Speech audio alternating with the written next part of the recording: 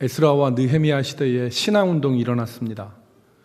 그 느헤미야가 성벽 건설을 마친 이후에 이스라엘 백성들이 수문학 광장 앞에 모였는데, 그 수문학 광장 앞에 모인 이스라엘 백성들이 하나님의 말씀을 듣고 저마다 자신의 죄를 자복하고 그리고 하나님의 말씀대로 살 것을 결단을 했습니다. 이것이 이스라엘 역사 가운데 그 유명한 이 수문학 광장 앞에서 에스라의 신앙 운동입니다. 이스라엘 역사에 있어서 실로 얼마 만에 볼 수 있는 신앙의 모습인지 모릅니다. 히스기야와 요시야 시대에 하나님의 말씀대로 살아보고자 하는 움직임이 있었습니다. 그때가 주전 약 700년 전입니다. 그러니까 지금 에스라 시대가 445년, BC 445년이니까 실로 250년 만에 하나님의 백성들이 하나님의 말씀 앞에 서서 믿음으로 살아보겠다는 그런 모습을 지금 갖춘 것입니다. 물론 그 이전에 간헐적으로 믿음의 사람들이 있었습니다. 가까이는 수룹바벨 통해서 저 바벨론에서 포로 생활하던 자들이 자기의 모든 기반을 다 내려놓고 하나님의 거룩한 성을 다시 세우기 위해서 42,360명이 이스라엘로 올라오지요. 또 다니엘과 에스더와 같은 믿음의 사람들이 있었습니다. 중간중간에. 그러나 이스라엘 백성 전체가 하나님 앞에서 말씀대로 살아보겠다고 움직였던 이 변화는 이 에스라 시대의 신앙운동이 이 최초라, 그렇게 볼 수 있는 것입니다. 여러분, 그동안 이스라엘 백성들은 우상을 숭배하고 악을 행하며 하나님의 말씀을 멸시하고 자기 마음대로 살았습니다. 그래서 수많은 고통을 경험했습니다. 그런데 오늘 에스라 시대에는 그들이 전부 모여서 하나님의 말씀대로 죄를 자복하고 하나님의 뜻대로 살아보겠다는 결단을 내린 것입니다. 저는 오늘 우리의 각자의 중심 가운데, 우리의 교회 가운데, 이 나라 가운데 이러한 신앙운동이 일어나기를 소망합니다. 우리 중심 가운데 정말 하나님의 신앙운동, 부흥운동이 일어났으면 좋겠습니다. 그래서 오늘 이 시간에는 이 에스라의 신앙운동이라고 하는 제목으로 이 신앙운동의 모습이 어떤 것인가를 우리가 생각해보고 우리 자신들에게 적용해 보도록 하겠습니다. 첫째, 에스라 느헤미야의 시대에 있었던 이 신앙운동은 생활운동이었다. 생활운동이었다. 왜 생활운동이냐? 그들의 삶에 있어서 변화와 개혁이 말로만 그친 것이 아니라, 구호로 외쳐진 것이 아니라 삶의 중심에서, 삶의 가장 기본적인 자리에서 변화가 일어났던 것입니다. 여러분, 우리는 회개운동한다 하고 부흥운동한다고 해서 구호 외치고 기념식하고 이런 것들을 많이 압니다. 그러나 그렇게 구호 외치고 기념식 한다고 해서 그 삶이 변화되는 것을 여러분 보셨습니까? 거의 일어나지 않습니다. 구호요 말뿐입니다. 그런데 에스라의 신앙운동은 정말 자신의 삶의 부분에서 변화가 일어났습니다. 지난주에 살펴봤듯이 에스라의 이 신앙운동은 세 가지 개혁을 했는데, 첫 번째는 성전을 정결하게 했고, 두 번째로는 안식일을 준수했고, 세 번째로는 이방 결혼을 정리했습니다. 이게 그들의 삶에서 일어나는 것이죠. 성전을 정결하게 했다는 얘기는 그들이 예배를 새롭게 했다는 것입니다. 그들의 예배가 바뀌었다는 것입니다. 예배가 바뀌었다는 것은 그 사람의 삶이 변화된다는 의미입니다. 습관적으로, 형식적으로 예배드리던 사람이 예배가 바뀌었습니다. 그러면 그 사람의 삶이 변화되는 것입니다. 1700년대 영국은 산업혁명을 겪었습니다. 목가적인 생활을 하던 사람들이 도시로 올라와서 바삐 돌아가는 산업사회 속에서 살아야 됐습니다. 어른들뿐만 아니라 아이들까지 공장에 나가서 일을 해야 먹고 살 수 있었습니다.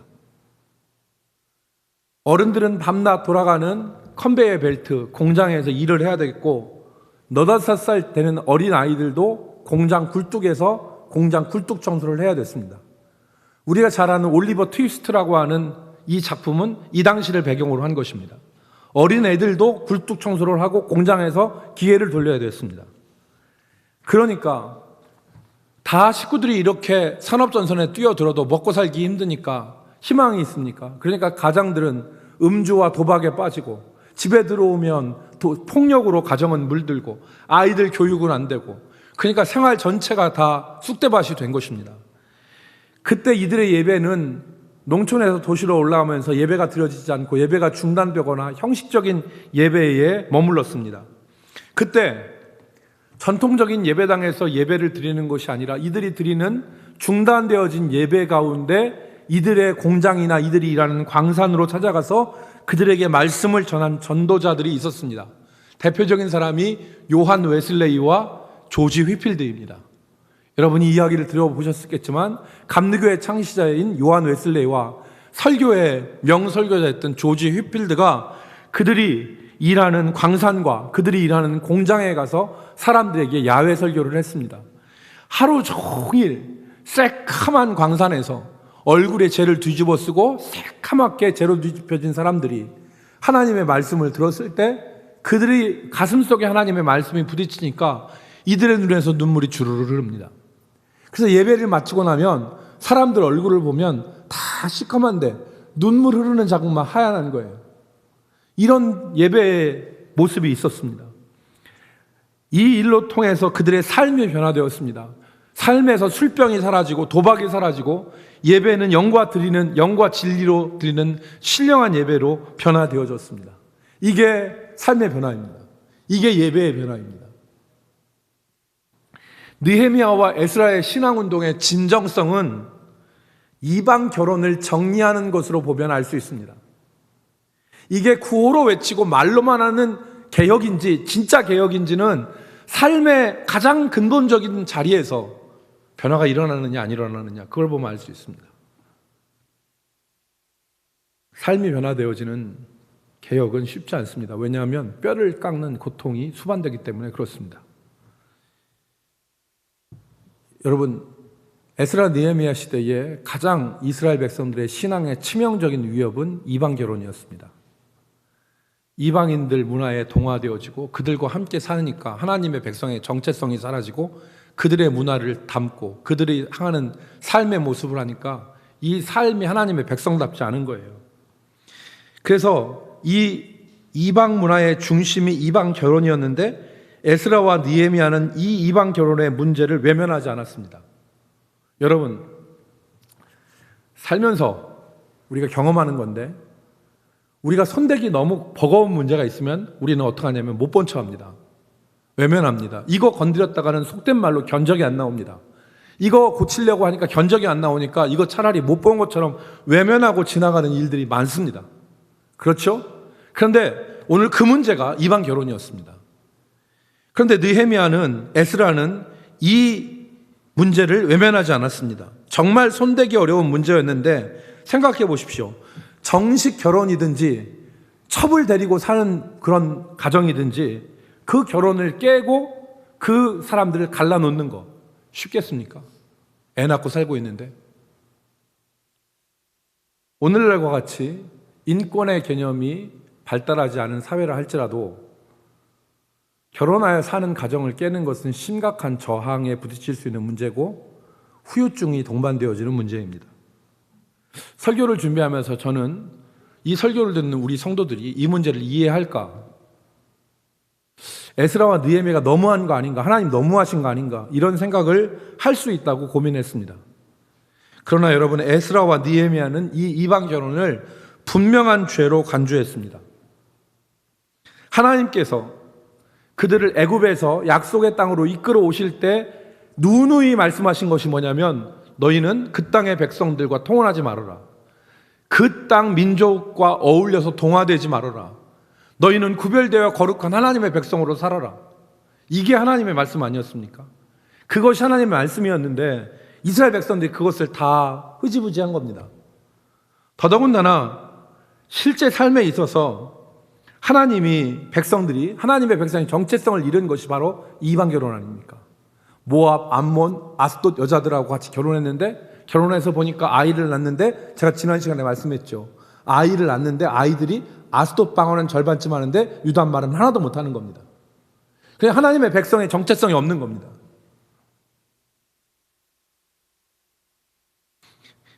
정리를 해야 됐고 해결해야 될 문제였습니다. 아픔이 있었지만 정리해야 될 문제였습니다. 여러분, 어떤 사람이 요즘에 가정 이외에 첩을 데리고 살고 불륜 관계에 있다고 생각해 보십시오. 그런데 그동안 살은 정들었다고, 미련이 남았다고 그 자리를 떠나지 않는다면 그 사람은 더 큰 불행을 안고 살게 되는 것입니다. 정리해야 될 건 정리해야 됩니다. 그게 진정한 개혁입니다. 여러분, 최근에 시청률 28.5%를 기록한 드라마가 있습니다. 시청률 28.5%. 요즘에 인기 있는 드라마가 6%, 7% 정도 나오면 인기 드라마라고 하는데 시청률 28.5%랍니다. 무슨 드라마인지 아시죠? 부부의 세계입니다. 이 부부의 세계가 우리 사회에 큰 파장을 일으켰습니다. 그 드라마의 처음에 사람들의 이목을 끌었던 것은 파격적인 불륜이었다고 합니다. 저는 앞부분을 보지 못했습니다. 그래서 어떤 불륜이 일어나는지는 잘 모릅니다. 그러나 그 드라마가 횟수를 거듭하면서 사람들에게, 그 시청자들에게 던지는 진정한 메시지는 무엇인가가 드러났습니다. 바로 무엇입니까? 욕망으로 인한 불륜의 대가가 얼마나 큰 것인지, 욕망으로 인해서 행했던 불륜의 대가가 얼마나 큰 것인지, 그리고 신중하지 못하게 생각하고 감정적으로 하는 행동들이 인생에서 얼마나 큰 파장을 일으키는지 생각 한번 해 보십시오 라는 게 그 드라마의 메시지입니다. 여러분, 에스라의 신앙운동을 통해서 은혜를 받은 사람들이 자기 삶의 자리에서 정리할 것들을 맹세했습니다. 느헤미야 10장 29절로 31절을 같이 읽겠습니다. 느헤미야 10장 29절로 31절입니다. 여기 보시면 이스라엘 백성들이 자기 생활에서 정리하겠다고 약속한 일들이 세 가지 형태로 나옵니다. 그것을 찾아서 한번 생각해 보십시오. 파악해 보십시오. 같이 읽겠습니다. 29절 다 그들의 시작. 다 그들의 형제 귀족들을 따라 저주로 맹세하기를 우리가 하나님의 종 모세를 통하여 주신 하나님의 율법을 따라 우리 주 여호와의 모든 계명과 규례와 율례를 지켜 행하여 우리의 딸들을 이 땅 백성에게 주지 아니하고 우리의 아들들을 위하여 그들의 딸을 데려오지 아니하며 혹시 이 땅 백성이 안식일에 물품이나 온갖 곡물을 가져다가 팔려고 할지라도 우리가 안식일이나 성일에는 그들에게서 사지 않겠고 일곱째 해마다 땅을 쉬게 하고 모든 빚을 탕감하리라 하였고. 여러분, 여기선 세 가지입니다. 첫 번째, 이방 결혼 안 하겠다는 겁니다. 그들과 통혼하지 않겠다, 지금 결단하는 겁니다. 두 번째로는 안식일에 이방 백성들이 온갖 물건과 물품을 가지고 와도 그들 거 사고 팔지 않겠다, 안식일 지키겠다는 겁니다. 세 번째는 손해가 나더라도 뿌리면 거둘 수 있는데 일곱째 해는 안식년 지키겠고 50년째 되는 해는 희년 지켜서 빚을 탕감해 주겠습니다. 말씀대로 살겠습니다라고 말한 것입니다. 거듭 말씀드리지만 입으로 하는 회개, 구호로 외치는 개혁은 의미가 없습니다. 오히려 그것은 진정한 개혁을 방해할 따름입니다.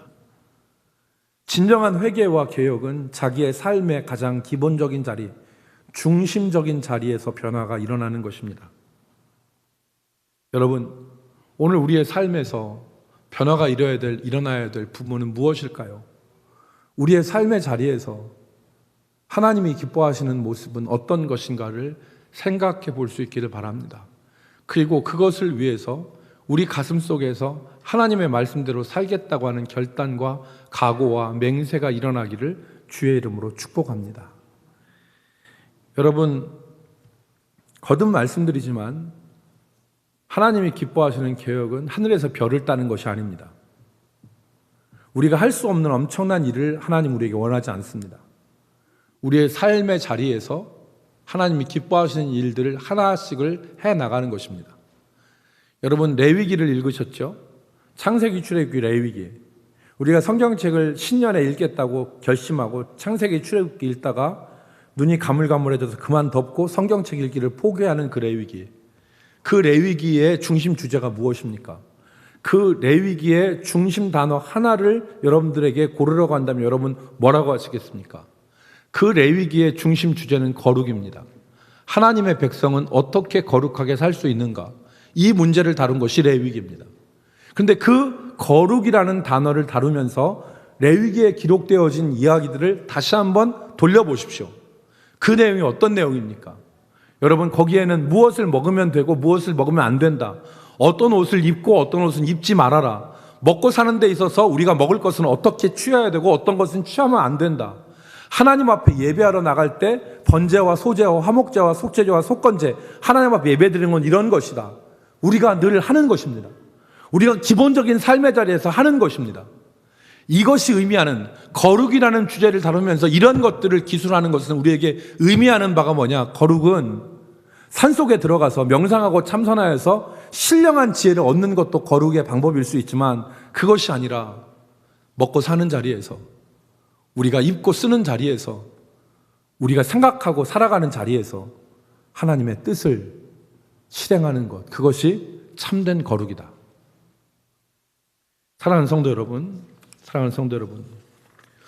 우리는 지금 변화 앞에 서 있습니다. 지금 코로나19로 인해서 학자들은 역사는 앞으로 코로나 이전과 코로나 이후로 구별될 것이다. 이렇게 전망합니다. 그만큼 코로나19로 우리는 변화 앞에 놓여져 있습니다. 우리의 예배도 많이 변화되어졌습니다. 우리의 예배를 어떻게 지금 하나님 앞에 예배할 것인가? 우리 교회가 당면한 숙제이죠. 여러분, 우리의 삶의 자리에서 이러한 시대에 우리는 우리의 삶을 다시 한번 들여다보고 우리의 삶을 다시 한번 설계해보고 우리의 삶을 다시 한번 결단하는 시간이 필요하다고 믿습니다. 그냥 이 시대 가운데, 이러한 시간 가운데 흘러 떠내려가서 오전 예배만 드리고 오전 예배도 그냥 내가 편한 시간에 1, 2, 3, 4부 아무거나 선택해서 드리면 되고 오후 예배도 없고 수요 예배, 기도회도 없고 정말 모임도 없고 이런 아주 편안한 세상이 우리에게 왔다라고 편안할 세상이 아닙니다. 우리의 예배 가운데 어떤 부분을 어떻게 하나님 앞에서 신앙운동으로 일으켜야 될지를 고민해야 될 시점이 아닌가 생각합니다. 여러분, 우리는 쉽게 넘어지고 쉽게 쓰러집니다. 결단하고도 다시 넘어집니다.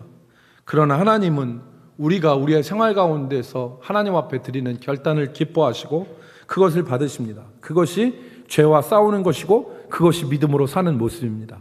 우리 대전 남북교회 모든 성도들이 하나님 앞에서 신앙의 운동을 일으키시되 자기의 삶의 기본적인 자리와 중심에서 하나님이 기뻐하시는 모습을 찾아가는 모습이 있기를 주님의 이름으로 축복합니다.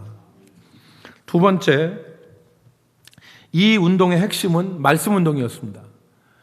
생활의 운동뿐만 아니라 말씀 운동이었는데, 여러분, 오늘 우리가 읽은 이 느헤미야 이 8장에 보면 신앙 운동의 배경이 설명되어 있죠. 그들이 수문학 광장에 모였는데 그때를 일곱째 달 초하루라고 2절과 3절에 분명히 명시했습니다. 이게 의미 있는 말입니다. 일곱째 달은 이스라엘 백성들에게 있어 정월입니다. 우리로 얘기하면 1월 달입니다. 그래서 레위기와 민수기에 보면 이 일곱째 달에 있는 절기들이 많이 기록되어 있습니다. 여러분 나중에 찾아가셔서 공부하시면 좋겠지만 일곱째 달 첫째 날은 나팔절입니다. 그래서 신년에 나팔을 불어서 새해가 시작됐음을 알리고 이 새해 가운데 하나님의 역사를 소망하면서 백성들이 모였습니다. 두 번째, 7월 10일은 대속죄일입니다. 민족적인 속죄, 개인의 속죄가 7월 10일에 하나님 앞에 온 이스라엘 백성들이 나가서 속죄일로 지켰습니다. 7월 15일부터 21일까지 이 엿새 동안, 1회 동안 15, 16, 17, 18, 19, 21일 1회 동안 15일부터 21일 동안 이스라엘 백성들은 초막절로 모였습니다. 광야에서 자기를 지켜주신 하나님의 은혜에 감사하면서 광야에 나가서 아버지와 아들이 초막 가운데, 텐트 가운데서 살아가는 겁니다. 왜 아버지 여기 왔어요? 우리 조상들이 옛날에 애굽에서 나올 때 하나님이 광야에서 우리를 지켜주셨다. 7월 22일은 다 하나님 앞에 감사절로 모이는데 7월 7째 달 초하루 마치 1년의 사건들 가운데서 첫 단추와 같은 날입니다. 그때 이스라엘 백성들이 모여서 이스라엘 백성들이 하나님 제사장 에스라에게 요구한 게 있습니다. 그게 뭔지 찾으셨습니까? 에스라에게 수문 앞 광장에 모인 백성들이 요청한 것이 있습니다. 그게 뭐냐면 모세의 율법책을 가져와 주십시오. 모세의 율법책을 가져와 주십시오. 무슨 말입니까? 그들이 말씀 앞에 선 것입니다. 하나님 앞에 말씀 앞에 선 것입니다. 그들의 조상들은 이 말씀을 버리고 자기의 욕심대로 자기의 욕망대로 살았는데 에스라 시대의 사람들은 하나님의 말씀 앞에 서기를 소망한 것입니다. 얼마 만입니까? 얼마 만에 이 결단이 있은 것입니까? 하나님의 말씀 앞에 선다고 선 것입니다. 여러분, 어떤 한 유대인이 자기 랍비에게 찾아와서 자랑을 했습니다. 랍비여, 내가 토라는 율법 모세오경을 가리킵니다. 내가 토라를 3번이나 훑었습니다. 그랬더니 그 랍비가 그 유대인에게 한 말이, 그럼 토라는 당신을 몇 번이나 훑었습니까? 질문했답니다. 무슨 얘기인지 아시겠습니까? 내가 토라를 3번이나 훑었습니다. 그랬더니 토라는 너를 몇 번이나 훑었냐? 우리가 하나님의 말씀을 듣고 예배 시간마다 참석할 수 있습니다. 그런데 그래서 우리는 날마다 예배에 참석하고 날마다 말씀 가운데 살 수 있지만 말씀이 너를 몇 번이나 훑었느냐? 여러분, 우이독경, 소기의 경읽기라는 말이 있습니다. 소에게 사서 삼경, 그거를 아무리 귀에 들려줘도 소는 못 깨닫습니다. 마치 그것처럼 오늘 우리가 하나님의 말씀을 대하는데 귀로는 하나님 말씀을 듣지만 마음속에서는 하나님의 말씀이 전혀 하나님 말씀에 서지 않는 모습이 있을 수 있습니다. 그게 아니라는 말입니다. 이스라엘 백성들은 하나님의 말씀 앞에 섰습니다. 실로 몇 년 만에 섰습니까? 그들의 조상들은 하나님의 말씀을 멸시하고 하나님의 말씀을 찢어버리고 하나님의 말씀을 불태우고 하나님의 말씀을 업신여겼는데 이들은 지금 하나님의 말씀을 가져오라는 겁니다. 그리고 5절에 보니까 하나님의 말씀을 에스라가 펼 때에 백성들이 자리에서 다 일어났습니다. 우리도 한번 일어납시다. 조는 사람들이 있으니까. 한번 일어나야지. 앉으십시오. 앉으십시오. 예. 그러니까 책을 펼 때에 일어났다는 얘기는 경외함을 표현한 것입니다. 말씀을 존중합니다. 그리고 3절에 보니까 율법책을 백성들 앞에서 읽었는데 새벽부터 정오까지, 여기서 새벽은 6시입니다. 새벽 6시부터 12시까지 6시간을 읽은 것입니다. 그 말씀 앞에 선 것입니다. 이 말씀이 그들을 변화시킨 것입니다. 이 말씀을 읽고 깨달았을 때 그들이 울기 시작합니다. 하나님 앞에서 울기 시작했습니다. 온 백성이 울기 시작했습니다. 이것은 회개의 시작을 알리는 말입니다. 여러분, 실로 250년 만에 단단해진, 죄악으로 단단해진 그들의 마음이 하나님의 말씀 앞에서 녹아지고 회개가 시작되어진 것입니다. 회개란 잘못을 깨달아 뉘우치고 돌아서는 과정을 회개라고 얘기합니다. 다시 말해서 분석적으로 얘기하면 회개란 죄에 대한 인식과 죄에 대한 감정적인 뉘우침과 죄에서 돌아서는 의지적인 변화가 이 회개를 나타내는 것입니다. 오늘 이들은 하나님의 말씀을 듣고 울기 시작했습니다. 그리고 삶이 변화되어진 것입니다. 우리 모두에게 하나님 앞에 말씀 앞에 설 수 있는 은혜가 있기를 주의 이름으로 축복합니다. 우리가 하나님 말씀 앞에 설 수 있기를, 그래야 소망이 있습니다. 그래야 우리의 이 변화되어지는 삶 속에서 우리의 삶이 소망을 얻습니다. 어떤 목사님이 자기 자신을 생각하니까 자기가 퍽 의로운 사람처럼 생각됐대요. 자기는 흠잡을 것도 없고, 자기는 설교 준비도 열심히 하고, 자기는 교인들과의 관계 속에서도 잘하고, 자기가 다 잘하는 것 같더래요. 우리가 그렇잖아요. 우리가 생각하면 우리 자신이 퍽 잘나 보이잖아요. 여러분 자기 자신에 대해서 잘났다고 괜찮다고 생각하지 않습니까? 다 그렇죠. 얘기는 안 해도 지금 다 지금 자만심이 드글드글 하잖아. 우리 다 괜찮다고 생각해. 여러분 내가 의로운 것 같고 내가 바른 것 같고 나는 잘못이 없는 것 같고 내가 다 잘하는 것 같아요. 그런데 이 목사님이 하나님 앞에 말씀을 읽고 기도하니까 자기가 엄청난 죄인이라는 게 깨달아지기 시작했대요. 나같이 추한 사람이 없고 나같이 악한 사람이 없고 나같이 부족한 사람이 없고 나같이 허물 많은 사람이 없고, 그래서 이 목사님이 감사했대요. 하나님, 나같이 부족한 것을 사랑하셔서 목회하게 해주시고 나에게 은혜를 주셔서 이렇게 살게 하시니 감사합니다. 다 하나님의 은혜입니다. 그래서 이 목사님의 표어가 더 사랑하고 늘 감사하고, 같이 따라합시다. 더 사랑하고 늘 감사하고. 여러분, 더 사랑하고 늘 감사하고.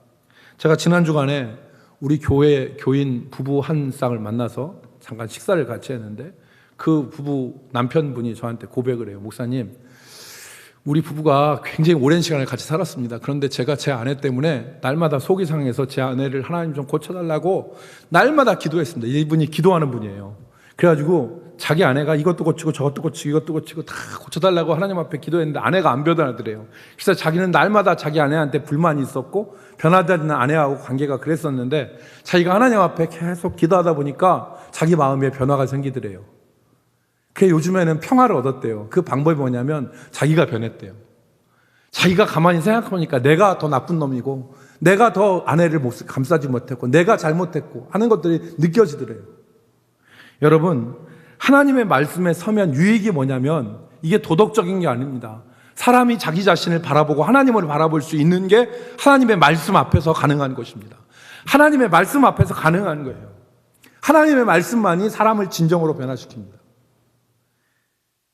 여러분, 1876년에 매사추세츠 대학의 농과대학의 학장을 지냈던 윌리엄 클라크라고 하는 박사가 일본 문무성의 초청을 받아서 일본 삿포로 농과대학의 학장으로 취임을 했습니다. 그래서 취임하기 위해서 도쿄 밑에 요코하마 항에 도착을 했는데, 그래서 이 분이 이제 북해도로 올라가려고 하는데 짐이 오니까 짐이 가득해, 짐 보따리가. 그래서 일본 문무성에다 나온 관리 하나가, 아니 클라크 박사님 왜 이렇게 짐을 많이 갖고 오셨습니까? 저 짐이 다 뭡니까? 라고 물으니까 저거 성경이에요 그러더래요. 그래서 이 관리가 정색을 하면서 우리나라에서는 수업 시간에 성경을 못 가르칩니다. 우리나라는 성경 가르치기 안 돼 있습니다. 라니까 클라크 박사님이 정색을 따가면서 그럼 나 미국으로 가겠습니다. 미국으로 도로 가겠습니다. 그랬더니 관리가 자기 때문에 어렵게 초청한 그 미국 교수가 다시 가는 것이 부담스러워서, 그러면 교수님 수업 시간에는 가르치지 말고 수업 끝난 다음에는 가르치십시오. 그러면 됩니다. 그래서 이 삿포로 농과대학을 갔어요. 그래서 이 삿포로 농과대학에서 클라크 박사가 학생들을 다 불러 영접해서 기독교 교리를 가고 성경을 가르쳤는데, 그때 배운 학생들이 일본의 인재들이 되었습니다. 여러분 잘 아시다시피 일본의 간디라고 하는 우찌무라 간조, 그리고 다나카라고 하는 수상, 그리고 니토이 이나조라고 하는 석학이 이 클라크 박사의 제자들입니다. 그래서 이들이 일본 사회, 그러니까 이때 당시에 메이지 유신 이후에 국가 기강이 무너지고 청소년들의 가치관이 혼란스러워서 방황하고 있었을 그때, 일본 역사를, 이 시기 역사를 과도기 혼란기라고 부르는 이때에 하나님의 말씀을 영향을 미친 겁니다. 사랑하는 성도 여러분, 오늘 우리가 말씀 앞에 설 수 있기를 간절히 주의 이름으로 축복합니다. 우리에게 말씀이 소기의 경읽기가 아니라 하나님 앞에, 말씀 앞에 설 수 있는 복된 시간이 있기를 바랍니다. 여러분의 삶에서, 저의 삶에서. 마지막 세 번째로, 이러한 신앙운동의 의미입니다. 간단히 살펴보겠는데, 인간의 역사 속에서 영원한 것은 없습니다. 이 에스라의 신앙운동도 우리가 살펴보겠지만 오랜 시간 지속되지는 못한 것 같습니다. 다음 주에 우리가 말라기를 살펴보겠는데, 말라기는 약 주전 400년경에 쓰여진 책입니다. 그러니까 445년부터 이 느헤미야가 12년 동안 총독을 했었는데 그 시기에 아마 이런 변화의 역사가 일어난 것 같습니다. 그런데 이 변화가 오래 지속되지 못하고 다시 하나님의 백성들의 삶은 예전으로 돌아갔습니다. 그렇다면 우리는 이러한 신앙운동의 의미가 과연 무엇인가를 고민할 수밖에 없습니다. 도루묵으로 다시 돌아갈 거, 뭐하러 그럼 이런 신앙운동을 할까? 우리의 개인적으로 바라보면 우리가 결단하고 우리가 하나님 앞에 바로 살겠다고 얘기하면서 다시 무너지고 다시 넘어지고 다시 옛으로 돌아가는 모습도 있는데, 그렇다고 우리가 다시 결단하는 것이 무슨 의미가 있는가, 이런 회의에 빠진 사람들이 있을 수 있습니다. 그러나 여러분, 오늘 우리가 성경을 찬찬히 보면 우리의 그런 신앙적인 결단이 하나님 앞에 의미가 있다는 것을 우리는 깨닫습니다. 왜냐? 성경을 우리가 증거로 삼을 수 있는데, 에스라 2장에 보면 스룹바벨 1차 포로 때에 스룹바벨과 함께 저 바벨론 포로 생활에 있었던 모든 자기의 기반을 내려놓고 에스라와 오직 하나님의 성읍을 건설하고자 그런 의지로 모든 기반을 버리고 올라왔던 사람 42,360명의 명단이 에스라 2장에 기록되어 있습니다. 저는 성경을 읽다가 오늘 여러분들도 12명의 이름, 레위인들 이름 읽으면서 혀가 꼬이셨죠? 혀가 꼬입니다. 그래서 하나님, 왜 우리가 이런 사람들을 만날 것도 아니고 이런 사람 다시 볼 것도 아닌데 왜 이런 사람들의 이름을 이렇게 많이 기록해 놓으셨습니까? 마태복음에서는 있는 사람 이름도 빼가지고 지면을 아끼셨는데 왜 이 사람들의 이름은 여기다 기록해 놓으셨습니까? 그런데 에스라 2장만 기록된 게 아닙니다. 오늘 집에 가셔서 느헤미야 7장 5절 이하를 보시면, 느헤미야 7장 2절로 7장 5절 이하를 보시면 에스라 2장에 나왔던 사람들의 이름이 느헤미야 7장 5절 이하에 그대로 복사가 되어 있습니다. 다시 나옵니다. 또 거기만 나오느냐? 아닙니다.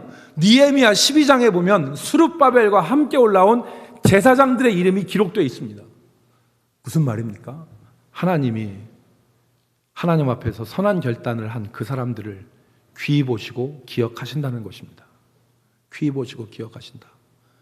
우리가 때로 넘어지고 결단했다가도 쓰러질 수 있지만 하나님은 하나님 앞에서 행한 믿음의 결단과 신앙의 운동들을 기억하신다는 것입니다. 여러분, 이미 말씀드렸다시피 1700년대 프랑스는 유혈혁명을 겪었습니다. 산업화 사회로 넘어오면서 프랑스는 이 왕정체제에서 이게 전복이 되면서 베르사유 궁에서 자신들이 왕으로 섬겼던 사람들의 목을 단두대로 내모는 피해 혁명이 일어났습니다. 그런데 똑같은 시기에 영국은 피 한 방울 흘리지 않고 그 산업화 시기를 건너뛰었습니다. 이유가 어디에 있습니까? 프랑스 혁명에서는 피를 흘렸는데, 프랑스에서 혁명인데, 역사가들은 영국이 무혈혁명을 이룬 것은 아까 말씀드린 존 웨슬레이나 조지 휘필드와 같은 사람들이 복음운동을 통해서 사람들의 마음을, 심령을 갈아엎었고 그들이 그 복음을 통해서 희망을 얻었기 때문에 영국 사회에는 피를 흘리지 않고 산업화 시기를 넘겼다고 사람들은 정리합니다. 또 있습니다. 같은 시간 1700년대 미국은 조나단 에드워드를 중심으로 한 대각성 운동을 일으켰습니다. 금주운동을 했고요. 그리고 도박과 이런 삶의 방탕한 모습들을 금하고 하나님 말씀대로 살고자 하는 대각성 운동이 1차, 2차에 걸쳐서 미국 사회를 흔들었는데, 그 대각성 운동, 그레이트 어웨이크닝이라고 하는 이 대각성 운동이 미국 사회를 흔들었습니다. 그런 대각성 운동의 여파로 인해서 미국은 향후 200년, 지금까지도 세계를 주도하는 나라로서 성장할 수가 있었던 것입니다. 또 있습니다. 여러분, 우리나라의 1907년 평양 대부흥운동, 여러분 한 번씩 들어보셨죠? 평양 장대현교회에서 부흥운동이 있었는데 1903년 원산에서 하디라고 하는 선교사가 선교를 하러 왔는데 조선 사람들이 말은 뒤지게 안 듣고 미운 짓은 골라만 하니까 조선 사람들을 사랑해야 되는데 사랑하는 마음 없고 미운 마음으로 그냥 선교를 의무적으로 하는데, 선교사들이 모인 자리에서 자기 죄를 회개했습니다. 나는 하나님이 보내셨는데 이 백성 사랑하지도 않고 의무적으로 선교합니다. 울면서 회개했어요. 그 회개 운동이 1907년에 평양 대부흥운동으로, 그리고 평양 대부흥운동으로 한국교회는 거룩함과 믿음 위에 설 수 있었고 1970년에 빌리 그레함이 한국에 도착합니다. 그래서 여의도에서 빌리그램이 대각성 집회를 하는데 그때 수십만이 모여서 한국 교회가 세계 역사에서 찾아볼 수 없는 부흥을 경험한 계기가 되었습니다. 여러분, 이것이 의미하는 바가 무엇입니까? 하나님 앞에서 믿음으로 한 선한 결단, 우리 인생 가운데 어느 시점에서 우리 가슴속에서 일어난 신앙운동은 결코 의미 없는 것이 아니다. 하나님은 그 거룩한 시를 쓰신다 하는 것을 우리가 깨달을 수 있습니다. 저의 고향은 옥천입니다. 저의 고장은 옥천인데 제가 고등학교 다닐 때 저희 아버지 돌아가신 이후에 저희 큰아버지 큰어머니가 저를 옥천 고향 선산으로 데려가셨어요. 그리고서 감나무 밑에서 감을 따는데 저한테 무슨 말 했냐면 이게 너네 아버지가 군대 갔다 와서 심은 감나무다. 저는 그 감나무 열매를 먹었습니다. 아버지가 뿌린 씨앗을 자식이 열매를 맺고 열매를 먹습니다. 오늘 우리가 하나님 앞에서 일으킨 신앙운동이 우리 자신을 복되게 할 뿐 아니라 우리에게 보이지 않는 우리의 후손들에게도 정말 영향을 끼치는 복된 사실을 우리가 기억하여서 우리 모두가 하나님 앞에서 에스라와 같은 신앙운동을 일으킬 수 있기를 주님의 이름으로 축복합니다. 기도하겠습니다. 거룩하신 하나님, 오늘 에스라의 신앙운동을 통하여서 이스라엘 백성들이 생활이 변화되어지고 그들의 영혼이 새로워지며 그리고 그들의 말씀이 흥황하게 된 것을 우리가 살펴보았는데 우리에게도 이 변화가 있게 하여 주시옵소서. 우리에게 이 신앙의 부흥 운동이 일어나게 하여 주옵소서. 주께서 이 말씀을 듣고 결심하는 주의 백성들마다 주의 능력과 은혜를 체험케 하여 주시고 하나님 앞에서 삶의 기본적인 자리에서 하나님을 기쁘시게 하는 믿음의 운동이 일어나게 하여 주옵소서. 예수님의 이름으로 기도 올리옵나이다.